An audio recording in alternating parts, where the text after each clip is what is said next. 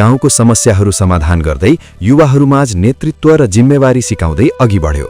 उसको साहस र निर्णयले गाउँमा विश्वास, सहकार्य र आत्मनिर्भरता बढायो। यसरी गाउँको साहसी युवा कथाले केवल एक साहसी युवकको कथा मात्र होइन, गाउँलेहरूको जीवनमा सकारात्मक परिवर्तन ल्याउने प्रेरणा पनि बन्यो।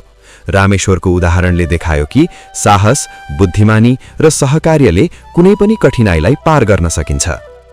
गाउँमा अब डरको सट्टा आत्मविश्वास र समाधानको भावना बढेको थियो।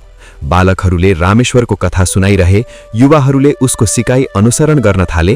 गाउँलेहरू विश्वास गरे कि सही नेतृत्व र सही योजना भएमा कुनै पनि चुनौतीलाई पार गर्न सकिन्छ। अन्ततः रामेश्वरको साहस र बुद्धिमानीले गाउँमा स्थायी परिवर्तन ल्यायो।